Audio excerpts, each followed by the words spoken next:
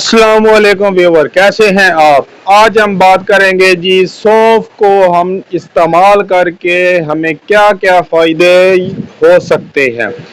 जी हाँ व्यूअर, अगर आप सौंफ और पानी में जो है आप हल करके यानी कि सौंफ पानी का जो पानी है वो आप इस्तेमाल करते हैं तो आपके लिए बहुत ही बेस्ट है। ख़ास तौर पर जो है डाइजेस्टिव सिस्टम के लिए यानी कि निज़ाम इन हज़ाम यानी कि आपके हाजमे को ये बेहतर करता है। गैस और पेट फूलने में जो है ये फ़ायदेमंद है, यानी कि आपकी कब्ज़ को भी ये ठीक करता है।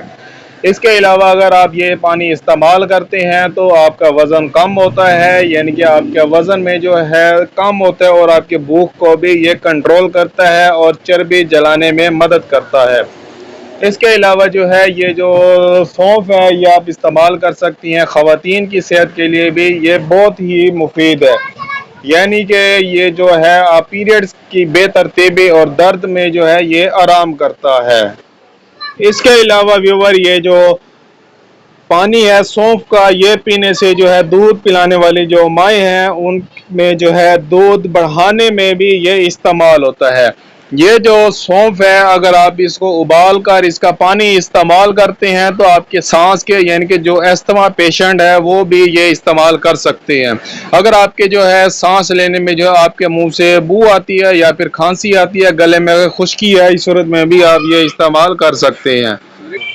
इसके अलावा व्यूअर जो ब्लड प्रेशर या फिर दिल के मरीज़ हैं वो भी ये इस्तेमाल कर सकते हैं। ये जो इसका पानी है ये ब्लड प्रेशर को नॉर्मल करता है और जिस्म में जो जहरीले मादे हैं उनको निकालता है और दिल की सेहत को यानी कि आपके हार्ट को जो है बेस्ट और महफूज यानी कि ताकतवर बनाता है।